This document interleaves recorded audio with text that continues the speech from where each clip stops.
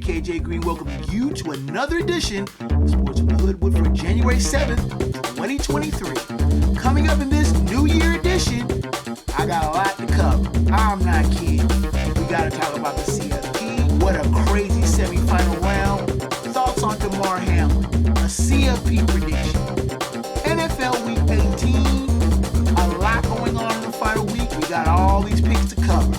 Also, Hoodwood Hot 5 topics. I'm going to be all over the place with this one. Phat head slap, and final word from Wood on the great Pele. It's all coming up at you. Sports from the Hoodwood, New Year, same old crazy stuff. As your seatbelt, put on your crash helmet, and let's go.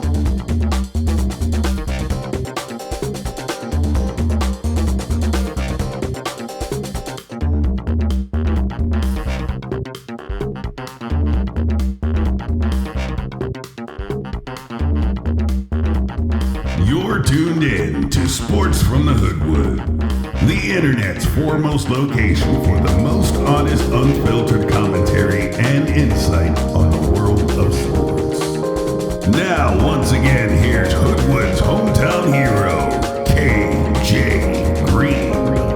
Greetings from Hoodwood, where Snuffy says it all. Hoodwood sends its love to Damar Hamlin. Get well soon, bruh. Man, what an injury. And we hope that his health comes back to somewhat normal. Not really worried about him playing, just making sure he's okay. I'm your man, KJ Green, welcoming you back to the Hoodwood. And leading off, the story that everybody's been talking about pretty much since Monday evening.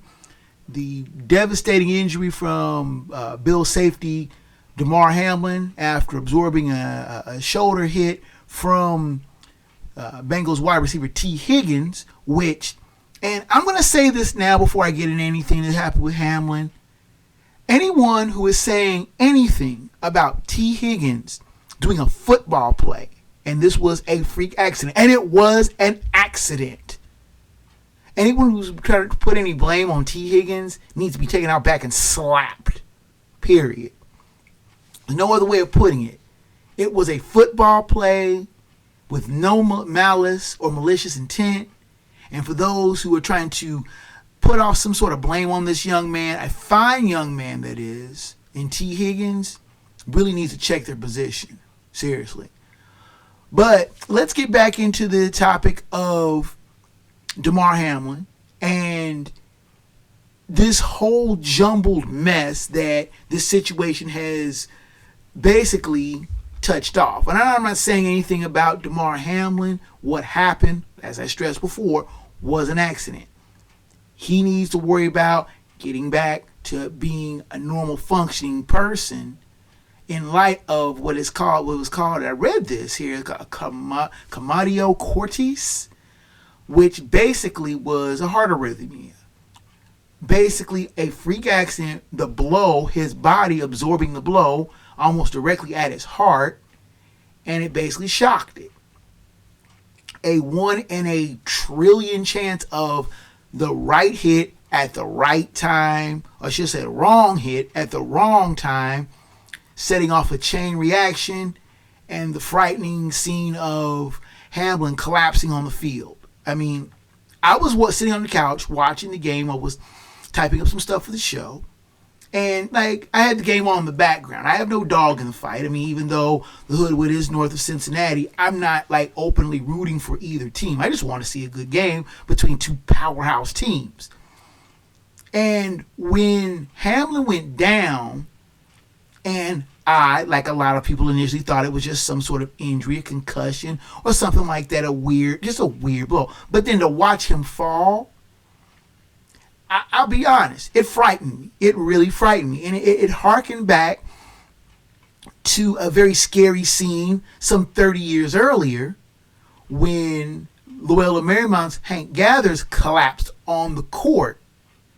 And he had a heart condition, but he wasn't taking his meds. And eventually his heart just basically conked out on him. And he passed away in March of 1990. This was a result of a collision. The bodies of these NFL players have never been stronger, never been faster, and the collisions are a lot more heavier and frightening. It just happened to be that hit was at the right, like I said, or wrong place at the wrong time, and everything just went haywire. Fortunately, and I say fortunately, the Bills trainers, the Bengals medical staff got together and did some amazing work to keep that young man alive. I mean, many people are saying that the quick actions by the Buffalo training staff, assisted by the Bengals training staff, and getting the ambulance and getting him there, getting CPR in such a timely manner, likely saved that young man's life. He could have literally died on that field. And the Bengals and the Bills, for their part, they were shook, and rightfully so. Seeing something like that really takes you out of any kind of mental space to play the game. And I think them stepping back and saying, you know what, we're not going to play tonight, I think it was the right thing to do.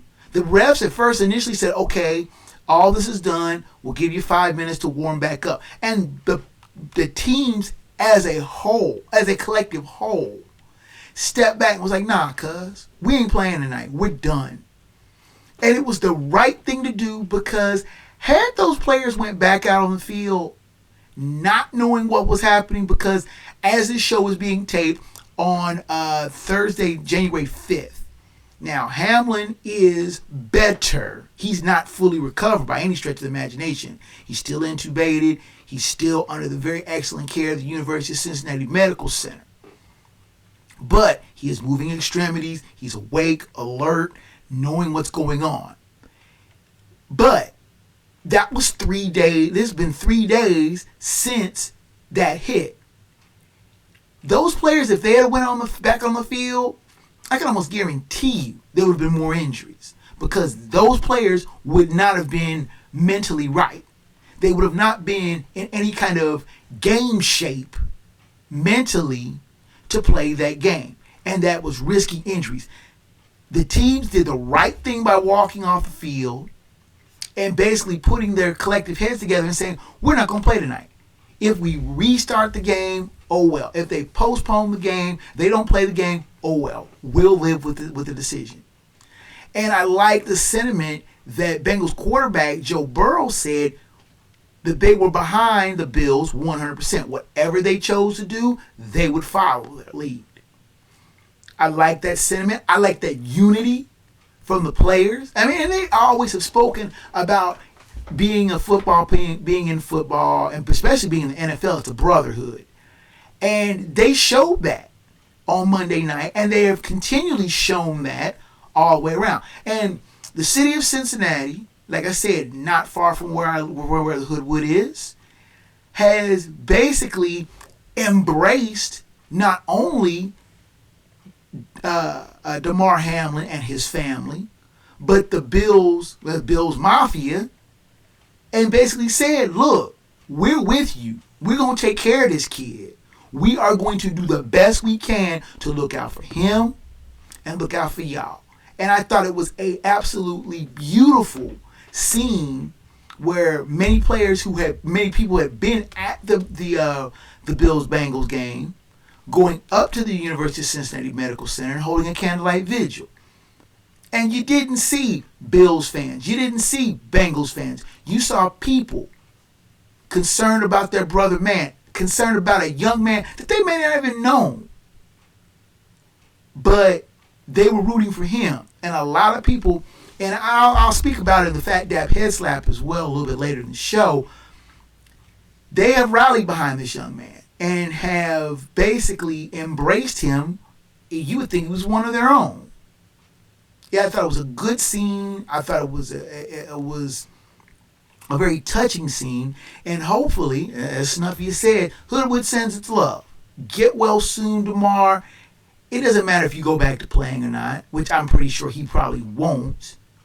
But it is good to see that he is getting better and making, as the reports have come out, that he is making good progress. And the Hoodwood salutes him. He's a Hoodwood hometown hero.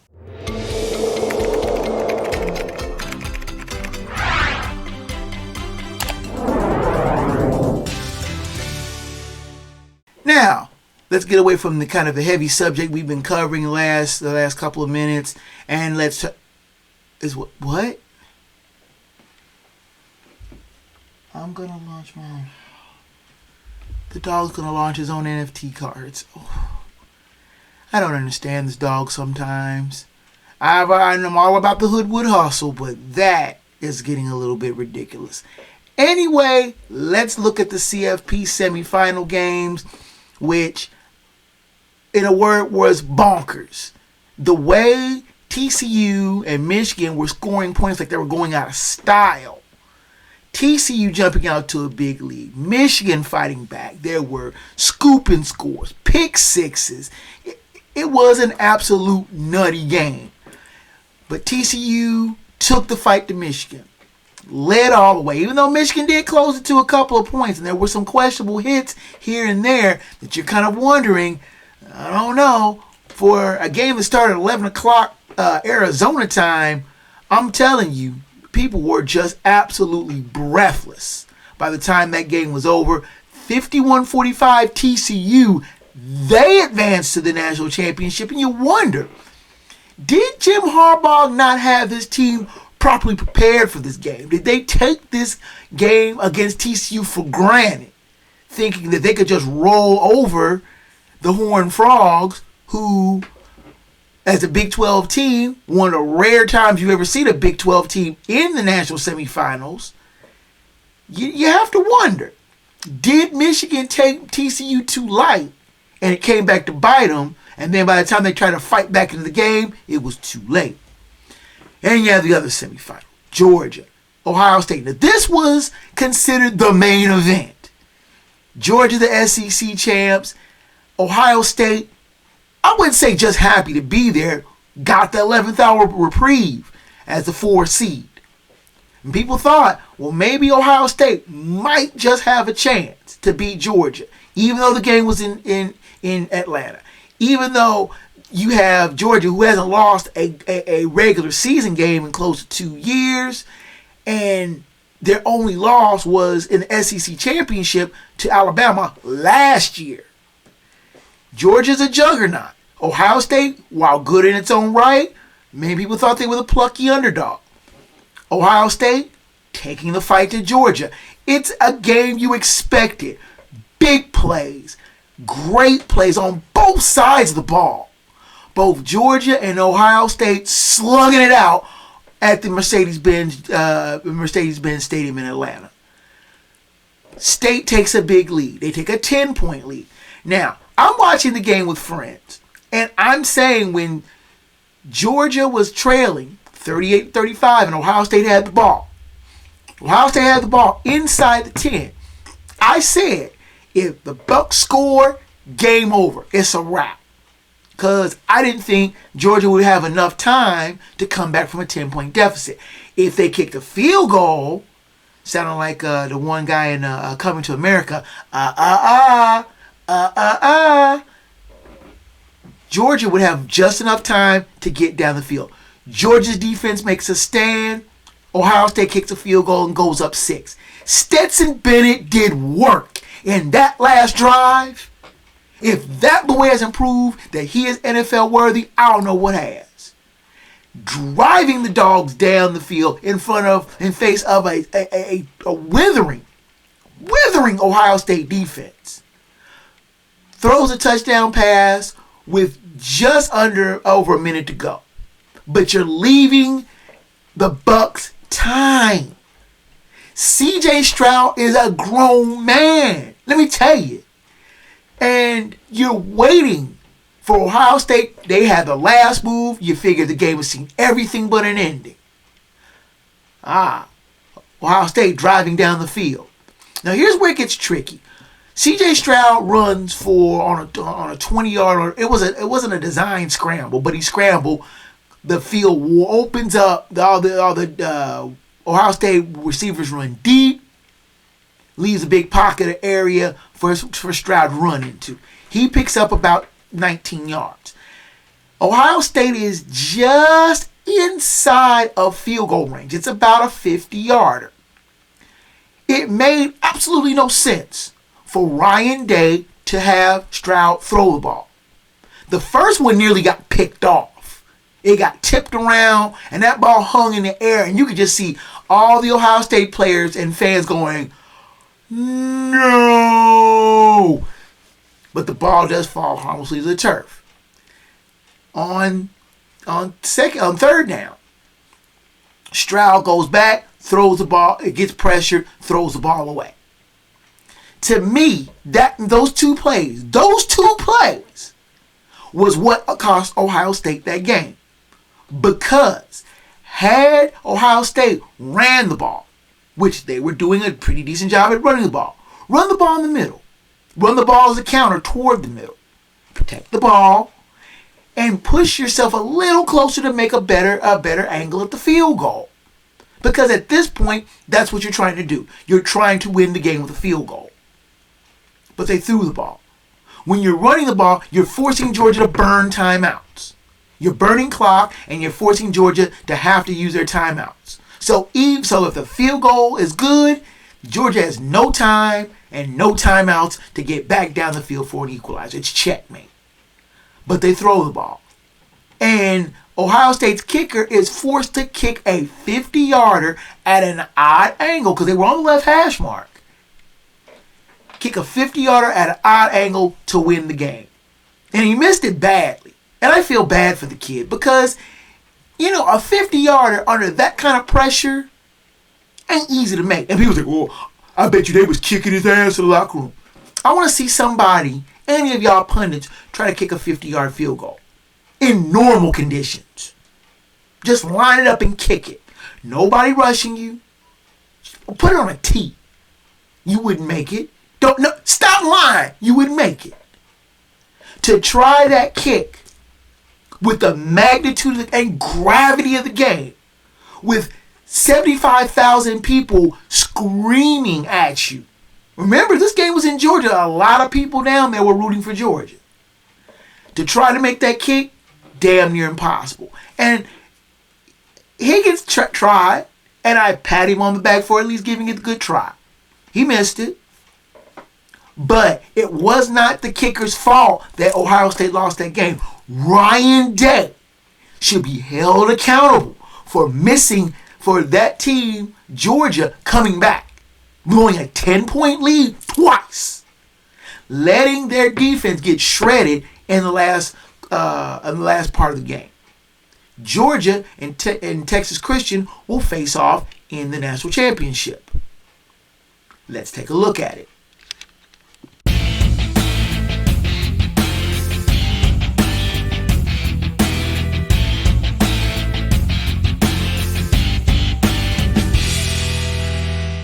And then there were two. Texas Christian, 13-1, ranked number 3. Georgia, defending national champions, 14-0. They are number 1. They go head up at SoFi Stadium in Inglewood, California, at 7:30 on Monday night. Game's going to be on ESPN. Georgia is 13.5-point favorites. Now, as we described before, Texas Christian outgunned Michigan 51-45, while Georgia edged Ohio State 42-41. Looking at the game, SEC champ, Georgia, the defending national champs. And you have plucky underdog Texas Christian, the first Big 12 team to make it to the CFP title game. Both teams survived wild shootouts to get here, and the Horned Frogs were getting a reprieve just getting into the CFP, because remember, they lost the Big 12 championship to Kansas State. Dogs rallied from 11 down to beat the Bucks, who the clock literally struck midnight on. The missed kick hit at exactly midnight. The Horned Frogs behind swashbuckling Max Duggan have reason to believe that they could pull the upset, shock the world, especially after beating Michigan. But if Kendra Miller, their highly underrated running back, scored 17 touchdowns this season, is a no-go, they're in trouble.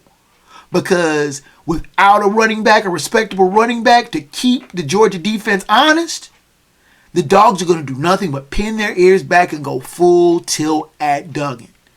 And I don't think, even with his ability to run and his ability to scramble, that he can hold up under a withering Georgia rush. Now, the offense, of course, being led by Stetson Bennett, who's been in college for 50 years. But you look at Georgia, they have a lot of good pieces on offense, a lot of underrated players, but they can score points. That offense can and will score points. But it's their defense. Georgia's defense is going to be the key. If Max Duggan has trouble with that Georgia defense, it's going to be a long night in Cali. If he's able to stand up and deliver the ball, as he's been wont to do, TCU could push Georgia. Do I think that TCU can win? No. I think TCU, while being a good feel-good story, does not have the horses to stay with Georgia. Trust me, I've seen teams try to stay with Georgia. My beloved Bearcats, a couple of years ago, was in a slugfest in the Peach Bowl. They went down late. Georgia finds a way. Ask Bama. Ask Ohio State. TCU is going to be just another stepping stone on what could be considered a mini dynasty. Back-to-back national titles for the Dogs. The Hoodwood pick is Georgia. Let's take a time out. Come back. NFL Week 18 is on, baby. Because a lot of stakes for top seeding, division titles. A lot of things are going to be going down this week for the CODA, the penultimate week of the NFL regular season. Sports from Hoodwood comes back at you after this. Is today your last day on Earth because you are being deployed to space tomorrow? Have you just turned 18 and you're ready to get out of your parents' house? Has your granddaughter gotten her boyfriend pregnant? Whatever your reason, you need us at GottaGetMarriedNow.com. We specialize in last-minute weddings. Active duty, military veterans and retired discounts are available. Visit us at GottaGetMarriedNow.com.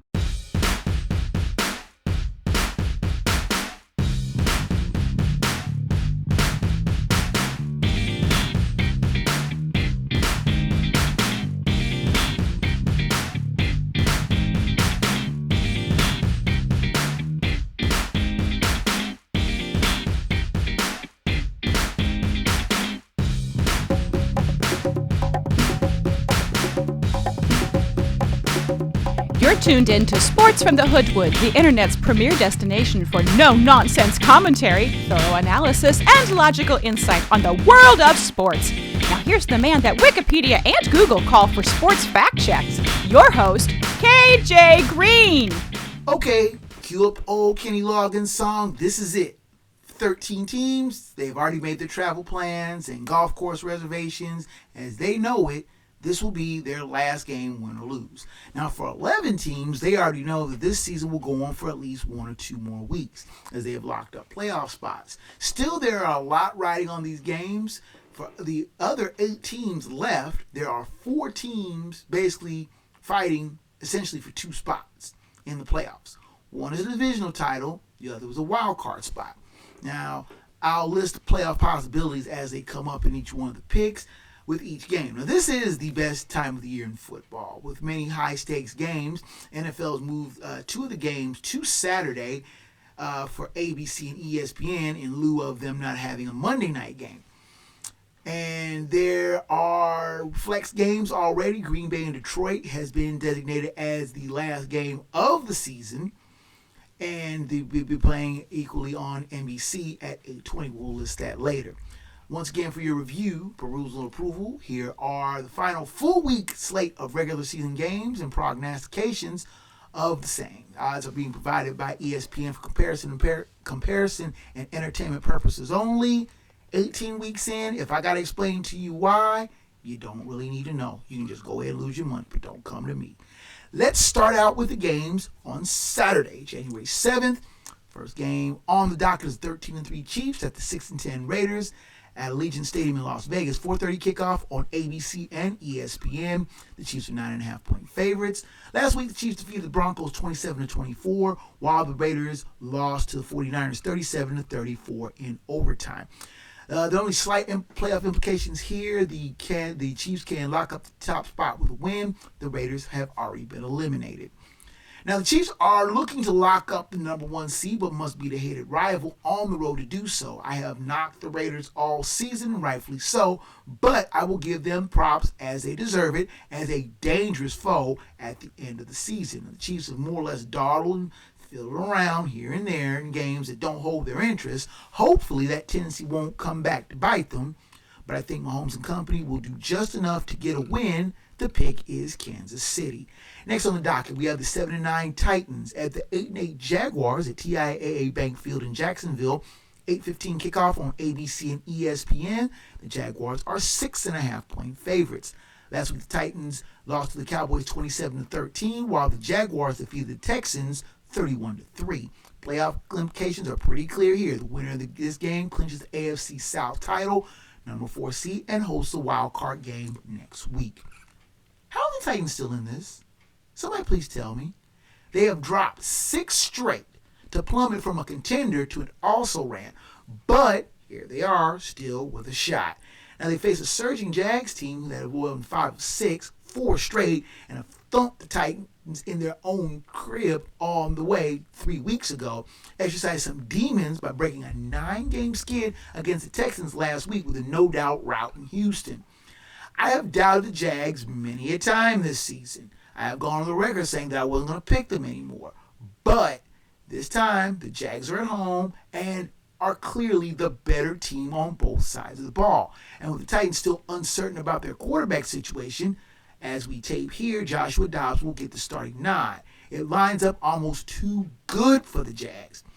But I'll close my eyes and pray that the moment doesn't get too big for them with a division title in sight and almost in grasp.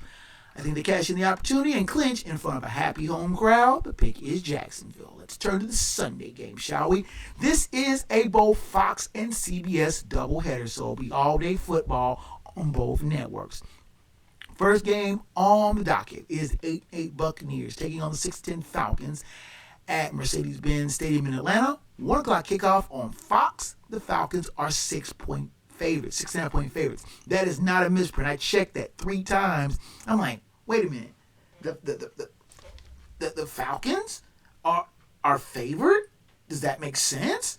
You know what? I'll even check it again just to be safe.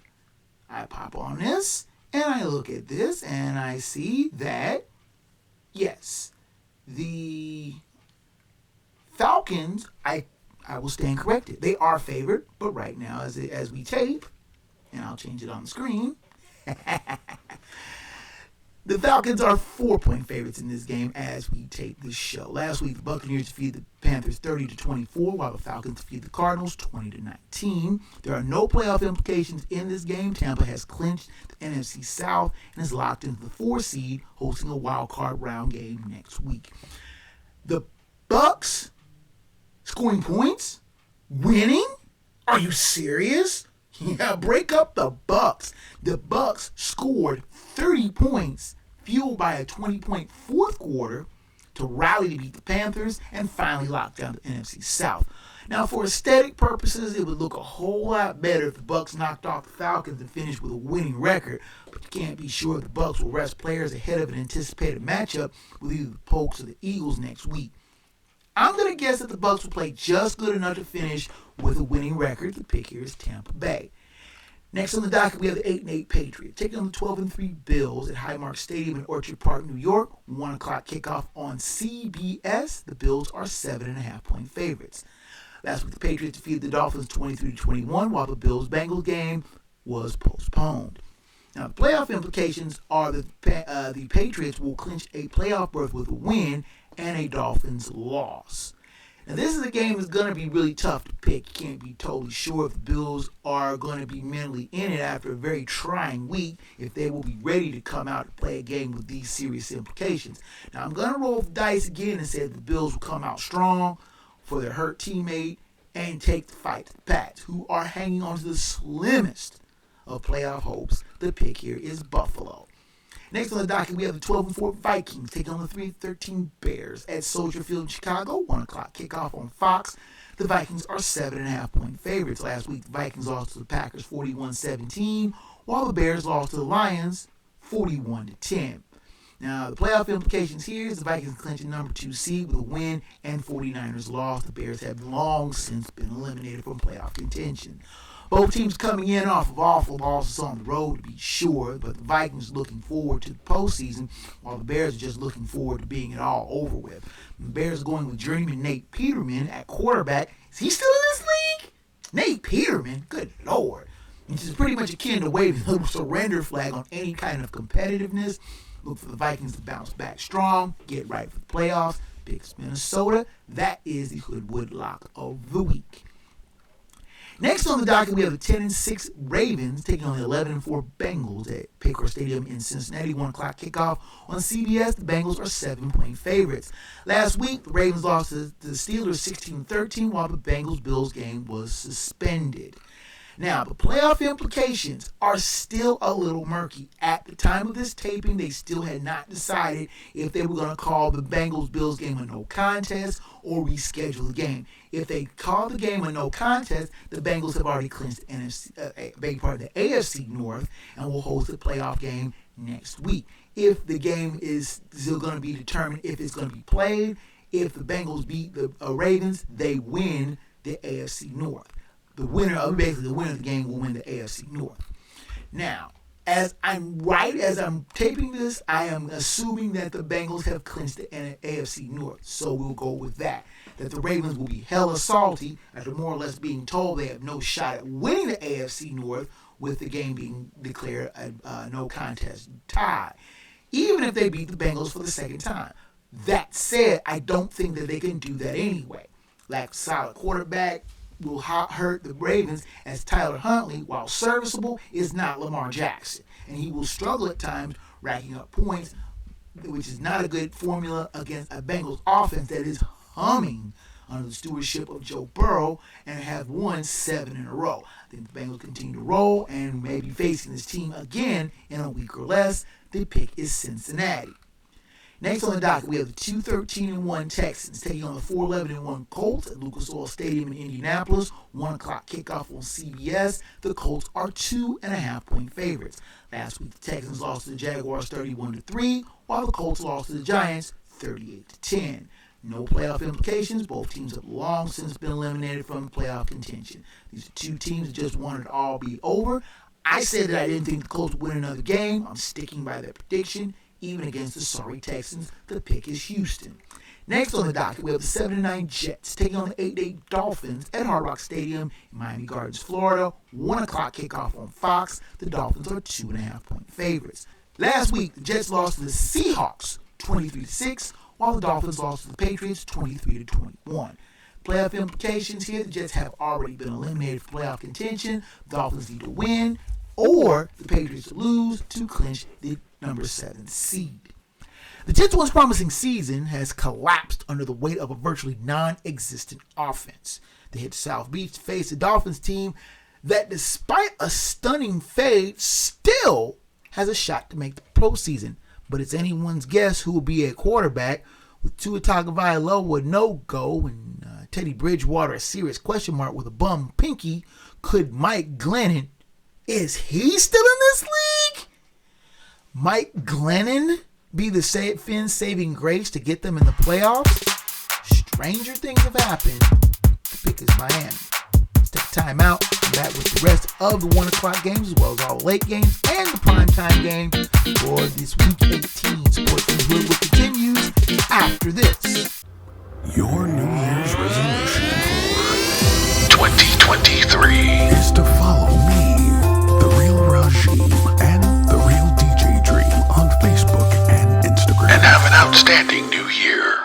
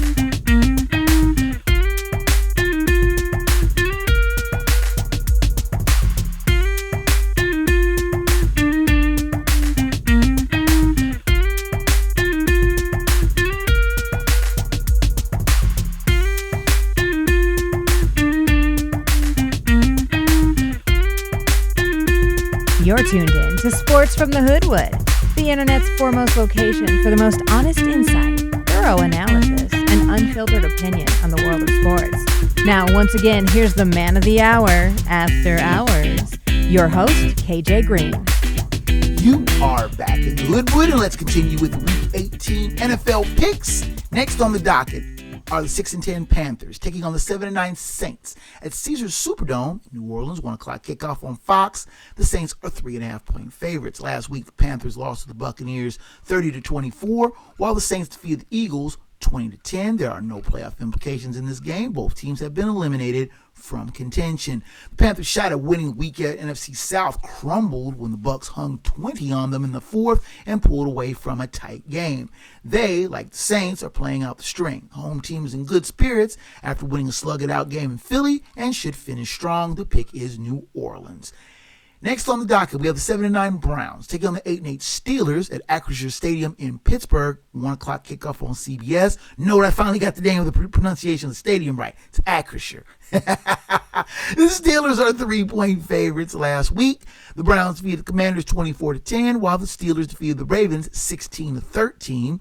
Playoff implications of this game: the Browns have already been eliminated from playoff contention. Steelers need to win and get losses from both New England and Miami to claim the number 7 slot. Now, give the Browns some credit for still playing teams tough down the stretch. They head to the Steel City to face a despised old rival who's still holding on to a glimmer of hope that they can crash postseason party. Now, that said, the Steelers need a whole lot to go right for them to do it. As much as I would like to say the Browns wrecked that dream before it starts with soul-crushing upset win, I know better. The Steelers will eke out a win to continue their streak of non-losing seasons under Mike Tomlin, but will miss the playoffs. The pick is Pittsburgh. Turning to the late games, we have the 10-6 Chargers taking on the 4-12 Broncos at Empower Field in Mile High in Denver. 4:25 kickoff on CBS. The Chargers are 3-point favorites. Last week, the Chargers defeated the Rams 31-10, while the Broncos lost to the Chiefs 27-24. Now, the Chargers have clinched a playoff spot. They will be either 5 or 6 seed. The Broncos have been eliminated from postseason in September. I'm sorry. I didn't mean that. Russell Wilson, don't kill me for saying that. No, actually, the Broncos have been eliminated long ago from playoff contention. Now, at present, the Chargers own the tiebreaker over Baltimore for the number 5 seed with a better conference record. If they can beat the Broncos, who played surprisingly tough in a tight loss to the Chiefs last week, they will head to Jacksonville as opposed to Cincinnati. I think the Chargers lay it to the Broncos, who, despite their solid defense, is just worn out from the whole thing. The pick here is the Los Angeles Chargers. Next on the docket, we have the 9-6-1 Giants taking on the 13-3 Eagles at Lincoln Financial Field in Philadelphia. 4:25 kickoff on CBS. The Eagles are 14-point favorites. Last week, the Giants defeated the Colts 31-10, while the Eagles lost to the Saints 20-10. Now, the playoff implications here: the Giants are locked in for the number 6 seed, while the Eagles will win the NFC East and the number 1 seed with a win. Now, the G-Men stopped a precipitous slide and punched their playoff ticket all at once with a rousing home finale win over the Colts. Now, they may be resting players as they have locked themselves into the number 6 seed. Now, the Eagles are trying to hold off the hard-charging Pokes for the NFC title and the number 1 seed that seemed like such a foregone conclusion a month ago. Now, with or without Jalen Hurts, I think the Eagles finally lock it down. The pick is Philadelphia. Next on the docket, we have the 12-4 Cowboys taking on the 7-8-1 Commanders at FedEx Field in Landover, Maryland. 4:25 kickoff on Fox. The Cowboys are 7-point favorites. Last week, the Cowboys defeated the Titans 27-13, while the Commanders lost to the Browns 24-10. Now, the playoff implications here: the Washington has already been eliminated from playoff contention, while Dallas wins the NFC East with a win and a Philadelphia loss. And they have a possible number 1 seed with a Philadelphia and San Francisco loss. Now, the folks barreling down the stretch hard and hoping to get one more break, just one more break, to catch the Eagles. Now, they have to beat the slumping Commanders, whose coach wasn't even aware that they were eliminated after a lackluster showing against the Browns last week. I doubt that they're really going to put up much resistance against the Pokes, but Dallas has to fight the urge to scoreboard watch lest they might get tripped up. The pick is Dallas. Next on the docket, we have the 4-12 Cardinals taking on the 12-4 49ers at Levi Stadium in Santa Clara, California. 4:25 kickoff on Fox. the 49ers are 14-point favorites. Last week, the Cardinals lost to the Falcons 20-19, while the 49ers defeated the Raiders 37-34 in overtime. Playoff implications here: the Cardinals have long since been eliminated from playoff contention, while the 49ers can clinch a number 2 seed with a win.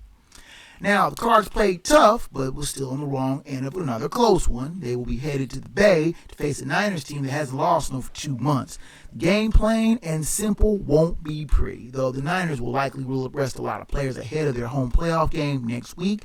The pick here is San Francisco.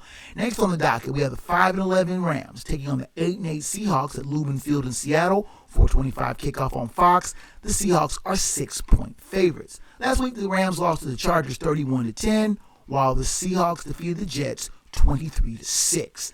The playoff implications: the Rams have been eliminated, long since been eliminated. Seahawks win the number 7 seed with a win, and Green Bay lost. Now, the Rams followed up their Christmas Day rout with a home finale pratfall against the playoff-bound Chargers. They look to play spoiler against the Seattle team that needs the win and help to get a playoff berth. Now, the Seahawks found their mojo, or relocated their mojo, in a solid win over the Jets last week, and looked like they could be a lot of trouble for a playoff team if they get in. I think the Seahawks do their part and get the win, and very well get the help they need to get in. The pick is Seattle. Finally, we have the 8-8 Lions taking on the 8-8 Packers at Lambeau Field in Green Bay. This is the Sunday night finale, 8:20 kickoff on NBC. The Packers are 4.5-point favorites. Last week, the Packers defeated the Vikings 41-17, while the Lions defeated the Bears 41-10. Playoff implications are pretty clear here. The Packers clinch a playoff spot with a win. Lions clinch a playoff spot with a win and a Seattle loss.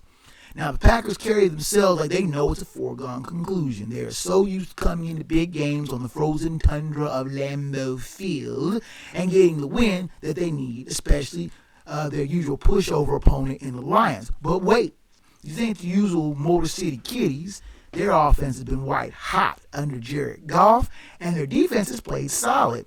The Packers think that their thrashing of an otherwise disinterested Vikings team makes them the team to beat. But that win covered a lot of flaws. The Lions are just as flawed a team, but they are a lot better than people want to admit. I think the Lions play this like a playoff game, regardless of the stakes, and though they may very well be eliminated by the time the game kicks off, they will ruin the supposed playoff coordination that the Packers think that they are destined to have. The last pick of the regular season, is Detroit. It is the Hoodwood upset of the week, and there you have it. Last week's tally, 10-5-1. I will not count that Bengals-Bills game win or loss. I will count that as a tie. We'll just look at it that way. Lock and upset were correct. Overall, 145-93, 13-4 on locks, 10-7 on upsets. I have guaranteed myself winning records on both sides. Let's take a time out. Our final time out of the day. Back with the Hoodwood Hot 5, Phat, Dapper, Head Slap, as well as the final word from the week. Sports from the Hoodwood heads down the home stretch. After this, is today your last day on Earth because you are being deployed to space tomorrow? Have you just turned 18 and you're ready to get out of your parents' house? Has your granddaughter gotten her boyfriend pregnant? Whatever your reason, you need us at GottaGetMarriedNow.com. We specialize in last-minute weddings. Active duty, military veterans and retired discounts are available. Visit us at GottaGetMarriedNow.com. Hi everyone, I'm KJ Green. If you're looking to reach a broad audience for your advertising dollar, look no further than where you are right now. You can advertise right here in the Hoodwood. If you need spots created as well, Black Banner Productions Enterprises can create commercial content that drives sales and gets results. You can send your inquiries to ads at BlackBannerProductions.com. Black Banner Productions and Enterprises. Sounds, ideas, and images of the 21st century.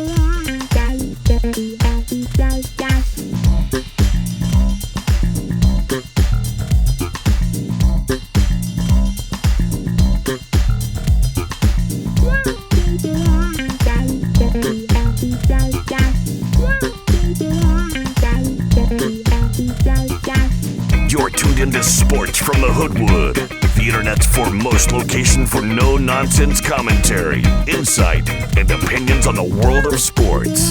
Here now live in living color, black by popular demand, your host, KJ Green.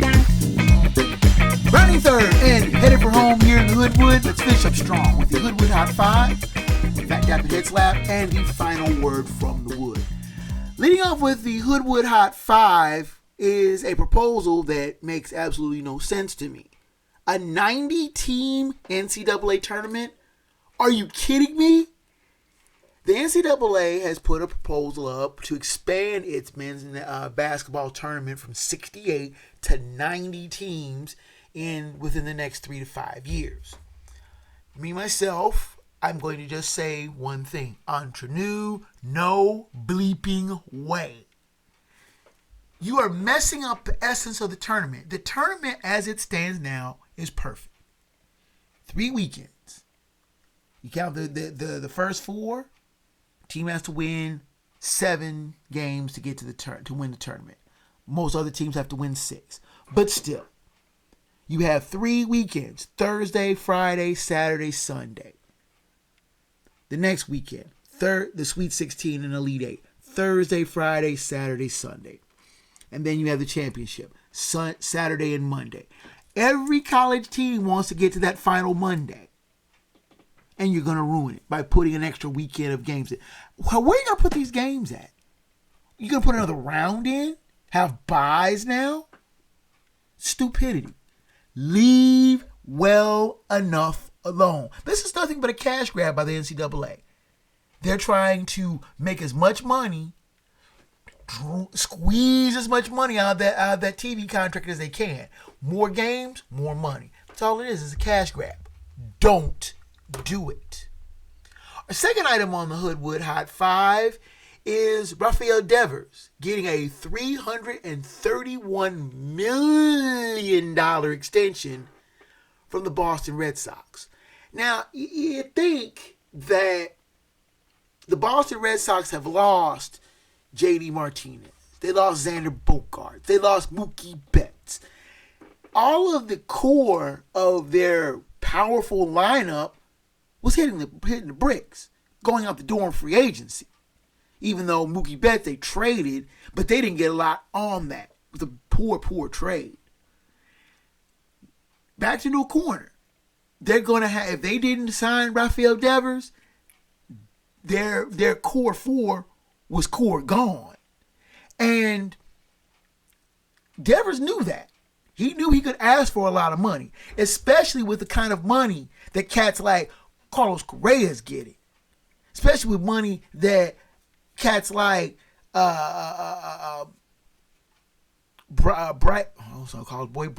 Bryce Harper is getting. Devers knew this is a high-end market. And owners can't help themselves. They have to throw that crazy money at players now. The money's getting insane. $331 million over 10 years. Is he worth it? You figure it out. Our third topic in Hoodwood Hot 5 is a question. Is Jim Harbaugh going to jump back to the pros after the CFP debacle? Now, Jim Harbaugh is a well-traveled coach. Coached in college at first at Stanford, then jumps to the San Francisco 49ers, coached there, then jumps back to his alma mater, Michigan. There have been growing criticism of Harbaugh's coaching style. His team, many people consider the Wolverines this year's edition to be his best team.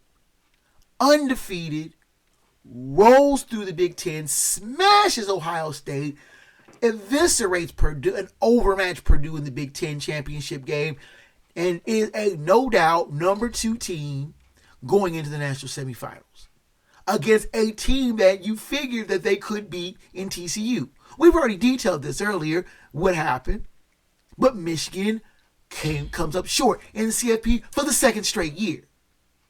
Now the whispers and rumors are going on as if Jim Harbaugh might be looking at the pros. Carolina, Denver. There's going to be a couple other pro jobs that are going to come open here come Black Monday next Monday.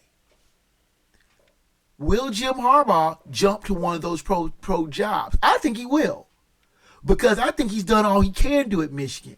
His window of opportunity closed with the 2 years that he's been able to beat his nemesis in Ohio State. They've won back-to-back Big Ten titles, but they have utterly failed in the CFP. They haven't even gotten to a title game. Does Jim Harbaugh need to strike while the iron's hot and jump? I think he should. Our fourth topic in the Hoodwood Hot 5 is college basketball. It isn't a good time to be a top two team. UConn getting ambushed by Xavier at the Cintas Center, and the game wasn't close. And you already know how I feel about Danny Hurley. I can't stand him. And you're never going to see me root for Xavier, even though I kind of got their colors on today. But this is Scott High School. This isn't Xavier. But anyway, the only time you might see me root for Xavier is when they're playing UConn and those criminals, coached by Danny Hurley, who I can't stand, who does nothing but whine and bicker and chirp at the refs. And he got teed up. Almost got ran out of the game, too. But Xavier played the perfect game, knocking off the second-ranked UConn. And they were talking a lot about, we should be the number one team. We should be the number one team. But they got knocked off by Xavier. So the number one team, Purdue, they figured, well, the coast is clear, right? Wrong. It's a little team from Piscataway, New Jersey that wants to talk to you by the name of Rutgers. They go into the Mackey Center, knock off the Boilers at home. I mean, it was a last-second shot, but still, end of the day, Rutgers got the win. So now number one loses, number two loses. Who will send to the number one? Oh, no. Oh, no.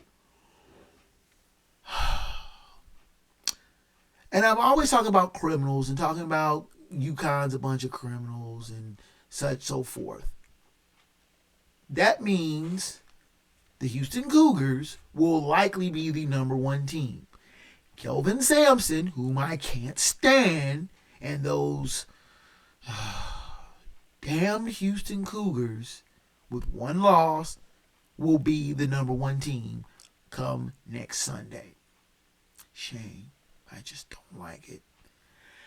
And finally, our final topic in the Hoodwood Hot 5 is, did I write the Nets off too soon? I was so convinced that Kyrie and Kevin Durant and Ben Simmons were going to implode, especially after the firing of Steve Nash. But suddenly, the Nets have ascended quickly. They didn't hire Ime Udoka, but instead are just a half game behind Boston for the best record in the East. I know it's still just January, but the Nets are looking like a formidable foe. Finally! Did I write them off too soon? Maybe I did. But I still don't trust Ben Simmons, not in any kind of big game, and I'm waiting for Kyrie Irving to go off on his own. Kevin Durant is going to be Kevin Durant. As long as he stays healthy, they're going to be a viable team in the East. Did I write the team off too soon? Maybe I did. That's the Hoodwood Hot 5. What's yours?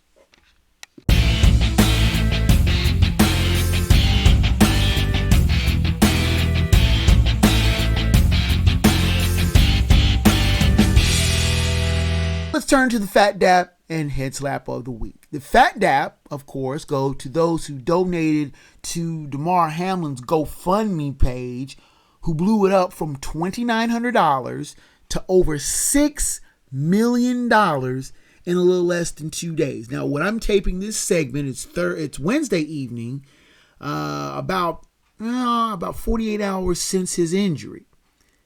His GoFundMe page, like I said, had $2,900 Monday. The last current taping, I see it at $6.5 million. Just when you think there's no hope for humanity, people will fool you good. Now, on the head slap, I have a pair of them. First, for the handful of idiots at Paycor Stadium, and you know who I'm talking about, that were booing when the announcement was made to postpone the Monday night game. I understand it was a big game. I understand there was a lot of people who paid a lot of money for those tickets. But a man nearly died on that field Monday night and was rushed to the University of Cincinnati Medical Center. And in light of that, and the players, that their minds weren't on that game. Their minds was on their fallen brother. To boo that, and because they decided they didn't want to play, to boo that is lower than low. Shame on you. Shame on you. And then a second head slap goes to Skip Bayless, the loquacious wonk of was it Outspoken or Speak Up or whatever the Fox show is with Shannon Sharp. And Shannon Sharp didn't show up for work on Tuesday because of these ill-timed tweets that Bayless made. Now, he made a set of them, made 3 of them regarding Hamlin's injury. And taken together, you can kind of understand what the point he was trying to make. But the third one saying, or are they going to play, but how, blah, blah, blah. Nobody was caring about the game. Nobody cared about that game that night. Once that man was laying on the field and people were trying to administer CPR to him, nobody cared about the game. Nobody cared about if it was going to be played, when it was going to be played, who was going to play. Nobody gave a shit about it. And Skip Bayless, who then doubled down on Wednesday when called out about it by his co-host from the show Undisputed, doubled down about it. I thought Shannon Sharp was going to go across that table and hit him. And it might have probably been well-deserved. The head slap of the very already brief year, head slap of the year goes to Skip Bayless, who is just tone deaf and clueless. And now, without much further ado, let's go to the final word from the Wood.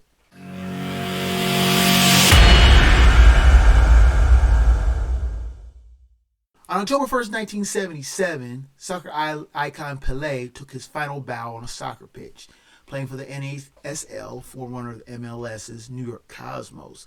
His final game was an international friendly against his boyhood team of Santos. He actually played for both sides, the first half for Santos and the second half for the Cosmos. Pele scored the winning goal, and after the game was over, his love speech was an iconic coda to the legend who played so brilliantly on the pitch for close to 20 years. Myself, I was a 5-year-old hellion in Mrs. Moser's kindergarten class. I knew nothing about soccer, but for some reason I did understand that this man, this icon, was truly something special. Now, of course, my short attention span went to another New York icon, the iconoclastic Reggie Jackson, who would slug a dramatic trio of homers to help the Yankees defeat the Dodgers to win the 77 series. And I knew he was the next special thing. But unlike Pele, Reggie Jackson would come back and play, but to my dismay, not right away. A fall and a winter waiting for a hero to come back can mean lengthy wait for any 5-year-old, but I was dismayed that I would never see Pele play again. He had retired, and I never really comprehended how artistic and beautiful his game was. Grainy footage does no justice to the legend, and though aged, his legend as a New York Cosmo was breathtaking still, but it did not show the full greatness of his play. Now, Pele also went on to become a worldwide icon after his playing days, jet setting around the globe to promote humanitarian causes, good sportsmanship, and most of all, soccer. There are a few symbols greater than the number 10 on the pitch. More often than not, the best player on the team will wear number 10, or many wear number 9, feeling they fall just one short of the legendary status. Snuffy says it best, O melhor, the greatest. That's how you say it in Portuguese, and I may have fractured it, my apologies, but there is very few people who were as celebrated, as revered as the man was. And you would think with the kind of iconic status that he had, that he could be snobby, that he could be, I'm better than you type. but he remained, to his dying day, humble, thankful, generous with his time, generous with his thought, and people always appreciated him. I was, about 17 or 18. He made an appearance at a sporting goods store at a mall not too far from the Hoodwood, and the place was packed. But Pele was there for a small amount of time, signing autographs, taking pictures, and 12 years after his retirement, still an icon. 20 years after his retirement, still an icon. 30, 40 years after his retirement, still an icon. Without Pele, there is no Maradona. Without Pele, there is no Cristiano Ronaldo. Without Pele, there's no Beckham. There's no Mbappe. There's no Leo Messi. Pele laid the groundwork for the beautiful game. His artistic showmanship and grace on the pitch was matched by a few, if any. His smile, style, grace off the pitch was rarely matched by any. Pele is playing the beautiful game in the clouds now. He will be missed. His style, his grace, matched by none. And that is the final word from the Wood.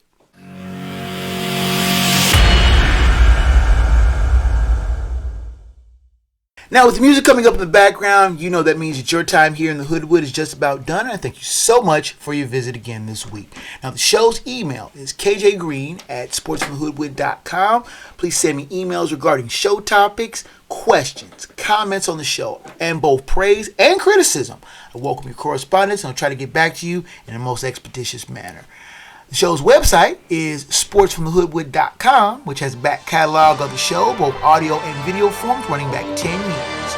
You can check out the Sports from the Hoodwood page on Facebook, which has the video podcast simulcast, as well as other topics, funny stuff, and lots more. Video versions, of course, on YouTube. Hit the subscribe, smash that like button for more great content. Now, the link to this podcast is also on the show's Twitter feed, which is @Hoodwood Sports. It also has a bunch of other interesting stuff. Tweet the show, we do tweet back, so like and follow there as well. Audio version is on Spotify, Amazon Music, Stitcher, iMusic, other fine podcast platforms and providers. If the Hoodwood is not on your favorite, ask for it. I'll do my best to get it on that platform as quickly as possible. Special thanks as always go to Rage Pictures for their production assistance to the show. That's it, boys and girls, ladies and gentlemen. Until next time in the Hoodwood, fellow sports fans, I'm KJ Green. 30. Sports from the Hoodwood Is a Black Bandit Productions and Enterprises presentation. of a 551 audio and films production.